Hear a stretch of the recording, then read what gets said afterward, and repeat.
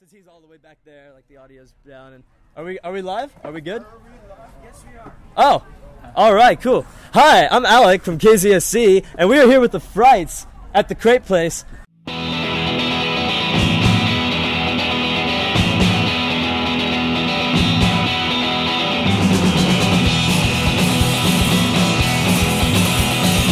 Hi guys, how's it going? Why did you guys introduce yourselves for us, please?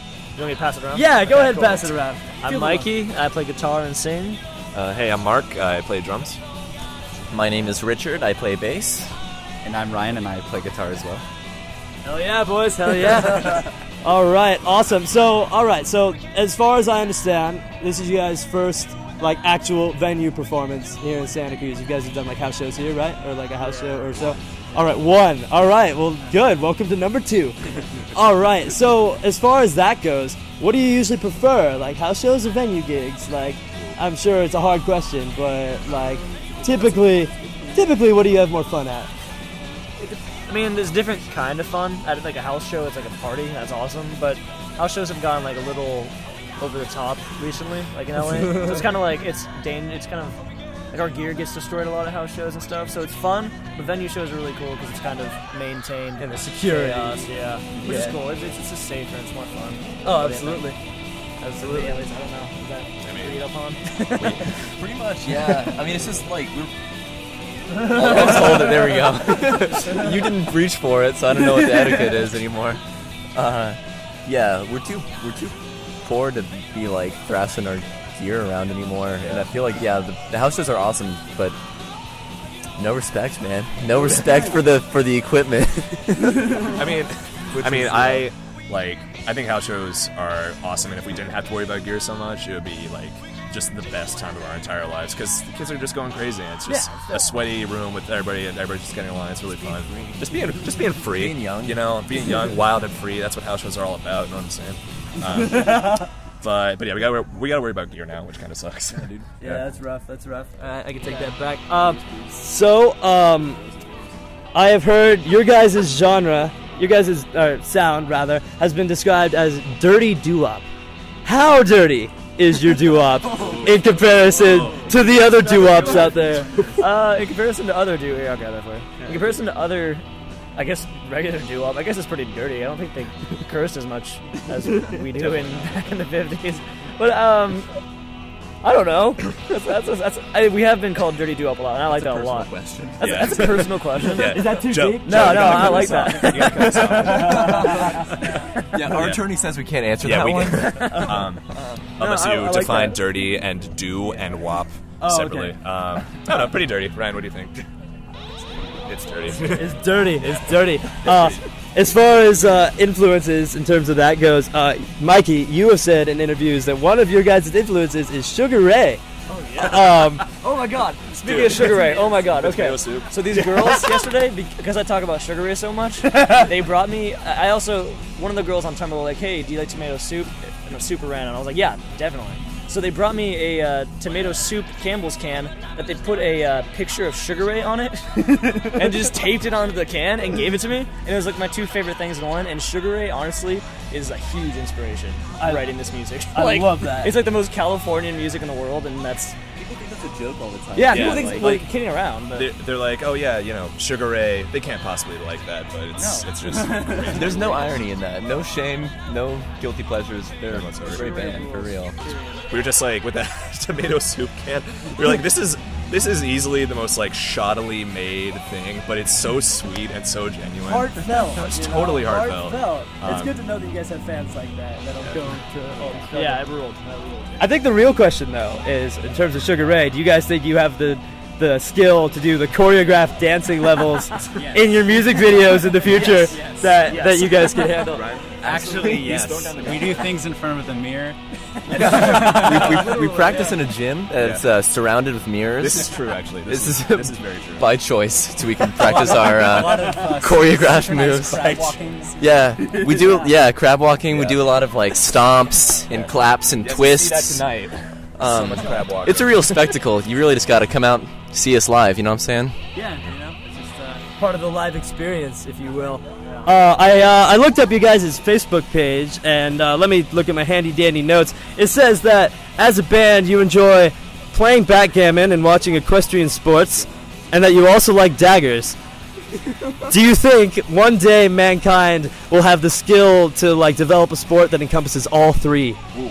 For the record, that's a great question. But for the record, if we are looking for somebody to write us a new bio, please for the Facebook, so that people don't take that as seriously as it is. I don't know. That's a good question. What do you guys think about sport? What? Well, I don't know what the question was. I just want to explain.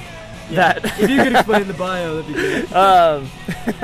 It's just really funny because like a lot of venues that like put our like biography on like the site when we're playing a show, like they'll have like the headlining band has this huge biography like serious, and this other band has a good biography, and then us it's like the Frights like backgammon and daggers, rip and dip. That's like our biography on shows, and it's like sweet. Yeah, we really need, we don't pay attention to our Facebook as often as we should, so. Oh, hey, well, you know, there's always room for to change that in the future. We could probably hit some people up, but for now, I think that's a good, a very good indicator of where you guys are coming from. Another thing I looked up in my research, apparently your old drummer, his name eludes me now, Adam. That's right. Can you guys jump? Could you guys get into that before I go on to my next question? Could you guys get into that? I noticed you added on like a couple new members. Could you explain the lineup change, if that's not too much of a personal question to ask? No, yeah, I can explain it in a way that works. We're just going through like a lot of changes, like songwriting wise and lineup wise, and trying to change our live show and trying to just explore as many possibilities as we can. The whole changing the drummer thing was just a big long problem that just ended poorly, but it's whatever. It's fine now. Yeah, it's whatever. But basically, we're just going through a lot of changes. Just trying to figure out what we want to do, how we want to play our live show. So we're just kind of experimenting. This is like the first. Last night was the first show we played with him, so it's pretty nuts. Dude, awesome! I love it. So that's great. It's pretty cool. We're really excited about it. So. Dude, and we are too. Cool, I'm really glad to hear that. On to my question. Adam had previously said in an interview that the band name used to be Black Booty. No. Before, and then apparently Postmark had some problems with that. If Postmark was cool with Black Booty, do you think that the name would still be Black Booty? Do you think you'd be playing tonight at the Crepe Place as Black Booty? It was Black Hootie. Oh, Black Hootie, which is actually worse, to be honest, because if you say it fast enough, it sounds terrible. But Black Hootie was just like this band that me and Adam started that became the Frights. It was like the surf punk kind of thing that we had like a lot of like synths and shit in it too, or stuff. I don't know if I can say shit, but I said it. It's called. We'll censor. Okay, good. All right, cool. They won't censor it. Okay. Black Hootie was just the band that became the Frights, and that was a horrible band name. So I'm really glad that Joe talked some sense into us and we changed to the Frights. Yeah, and it's like, all right, so yeah, you guys are great, we'll sign you and everything, but there's just one problem. Now, if I'm right, the name of this little mini tour is the we actually had to go and rent a van for this little tour. Yeah. When do you think we could expect a Frights tour bus? Never. Once we have a lot of money. Yeah. Yeah, maybe. The van's part of the aesthetic, I don't think it's appropriate to... No. If our aesthetic is... I'm not even gonna... Yeah, just forget it. Our van, we have a really ugly, crappy van, and we wish it could go as far as we can, like up here, but it just doesn't take it anymore. It's a really old van and doesn't have the energy to get up here. So, hopefully one day we will be super big and famous and we can get a tour bus. On the very first tour, one of my favorite memories actually is we were crossing through like the desert in Utah, trying to get to Las Vegas, and it was breaking down pretty much every 30 seconds or so. And like we developed this mantra, this routine where we took we grew beards. It was crazy. No, but we developed this like routine where if we like caressed Sugar, that was the name of the band, in the the right areas, and like Sugar Eggs. Exactly. Then we could like get her, we could like get her up a hill, and it actually worked. Sometimes, Sometimes, yeah. Most of the time it works, but it's been a weird band. So. Oh, well, maybe one day you guys will be big enough for the tour bus, but, you could have, like, a giant Sugar Ray poster on the side of it, everything. Oh, wait, Sugar Ray's coming to town. Oh, wait, who are these dudes? My dream is to be Sugar Ray's backup band. I think it's a very worthwhile aspiration. You guys are well on your way, if anything. All right, so on to the hard pressing questions. What's your favorite Popeye character and why? I got mine. Go for it. Mine is Popeye, but the Robin Williams version of Popeye. I think he's the superior Popeye. Rest in peace. Oh, dude, yeah, rest in peace. I like Olive. I think she's a strong, independent woman who doesn't take a lot of Popeye's crap. And I think that's pretty admirable. You guys. Then why is he always rescuing her if she's so independent? Moving on. Oh, damn. Okay. All right. That's pretty. By choice. It's a test of his manhood, if anything. If you were so strong, why did you come save me? It took me so much time to remember her name, and you just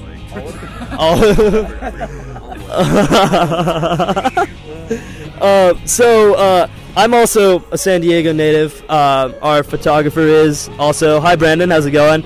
And we're very upset at the Che Cafe being shut down. That's one of our favorite venues ever. And you guys are you guys aren't 21 yet, right? Okay, not yet. Oh, all right. Well, there you go. Moving up. And I know a lot of the venues in San Diego are 21 and up, so essentially you gotta play and then you gotta get the hell out. What's your opinion on that? All the tiny venues, getting all the places where the kids can go party. It's hard for kids to go see you sometimes. What are your thoughts on that? I think it's really crappy. San Diego, even when the Shea was around, the music scene was really difficult to break into because there's not as much opportunities as LA has. So it's really crappy when the Shea gets shut down, or we had the Dial in Temecula, Riverside area that also got shut down. It's all those little DIY places get shut down, and it makes it harder for kids to play shows. But it's just if you have the right attitude and you look in the right places, it's not so hard. We play at Soma all the time, a place that gets a lot of crap, but it's it's a great show. Soma's rad. Yeah, Soma rules, dude. And it's dirty and it's fun and it's awesome, and it's a bummer, but you gotta work around it, especially in San Diego where it's kind of less opportunistic, I guess, for shows. Oh, look at that! That was a good word. Hey, opportunistic. Anybody else? Yeah, I pretty much agree. It's tough too though, because in San Diego there's no real house party scene, that we know of. We haven't been invited. True. No, it's true. No, I mean there is a growing scene. You're right though. There are a couple of bands who are really trying to get something going, and just because it's so hard, because venues you mentioned are shutting down. I mean, hopefully it just kind of keeps growing and growing. I don't know. Be cool. Yeah.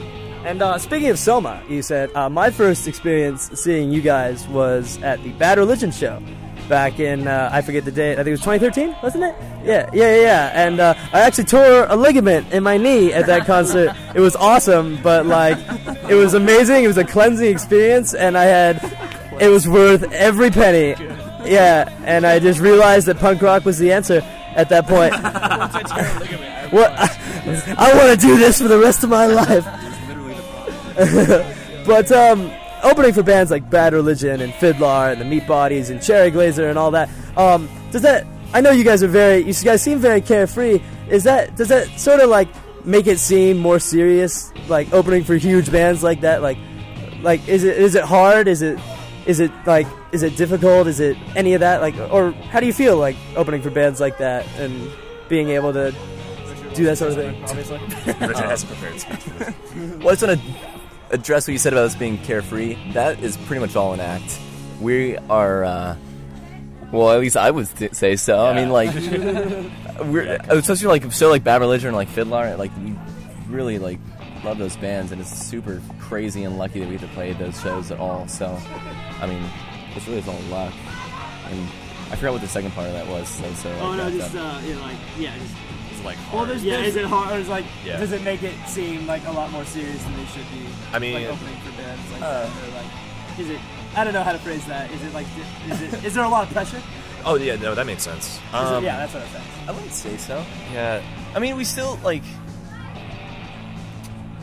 I feel like, I mean, because there's always a bit of pressure, like no matter what show you're playing and stuff like that, because you just want to make everybody have a good time and everybody go home happy, and so just when you get like great, incredibly lucky chances that we've gotten, and you go up there. I mean, sure, there might be like.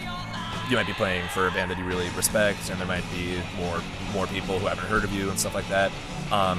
And that's just like, I mean, there's still like pressure and stuff, but it's just like at a certain point you're just like, okay, there's this number of people. We're just going to go out and do what we do. You still just try to remember that you're still there to do the same thing. It's just like a different, kind of just a different experience. So I hope that kind of answers the question. Oh, absolutely, absolutely. It was sort of a.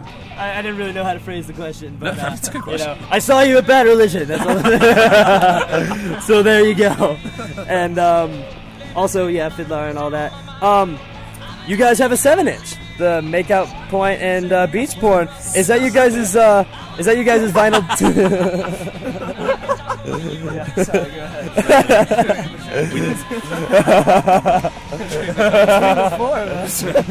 Between the four of us, it almost adds up. It almost adds up. Yeah, we're like that close. We're like that close to a collective 7. All right. You have a 7-inch vinyl record. A 45, a single. We just talked about taking stuff seriously. We do have a record. All right. Yes. What about it? God. Yeah. All right. So we have that. It has Beach Porn and Makeout Point on it, right? Yeah, Beach Porn and Makeout Point. Those are our two. all right. Is that your guys' vinyl debut? And that's the only one we got. it's the only one you got. Is there any planned vinyl releases in the future? Hopefully. It's really expensive, but hopefully. That'd be cool. I mean, I think it's definitely a thing that kids like, so I'm down to do it. But You guys want to have any thoughts on that, or is that pretty much covers it? I mean, it's cool. All right, vinyl's cool. All the cool kids listen to records. Yeah, all the cool kids have a record player. And Oh, no thanks. What? Oh, do you want flowers? I ordered those. Oh wait, hey. No, Oh. I did. I'm sorry. Oh yeah, we'll take him. We'll take him. Oh, yeah. Selling them. Oh, you're selling him? Oh, next time. I'm sorry. I wanted to give you guys flowers What just to kind show. of shit are you guys wearing? I just wanted to show my affection, you know. And she came by and she was offering flowers. All right. So as much as I hate asking hackneyed questions, what's next for the Frights? You guys got this tour. You guys just came out with the Death Frights split. What do you guys got in the works? We're working on a record. Oh, really? Yep. Can you guys go into that a little bit? It's weird. It's gonna be weird. That's not really all I can say. We haven't really It's gonna be announced it. different. Yeah. And we're like it's very early on in the process. Yeah. But I don't. I think that's basically all I know how to say about it. We're very excited. I can say That's why basically we're not doing so many shows right now. We're working the record, so we're doing shows every couple of months, so we can try to get this thing done, and then after that, hopefully doing more like this kind of stuff, like touring around at least California. So we'll see. That's great. Totally. Well, I'm glad you guys have a new record in the works, and I'm extremely glad you guys decided to come up to Santa Cruz and join us. And once again, I'm Alec. This is KZSC, and this is the Frights. You guys knock 'em dead tonight. We're glad to have you here. And let's have a good time, fellas. Rock and roll, guys. Rock and roll. Every day. Party. Every day. Every night. Let's do a group. Oh yeah, fist bump. All right. Yeah. One on the end. Okay. One on the end. And then that's good. That works. There we go. Say the chant. Rock and roll. Rock and roll. All right. That's the most rock.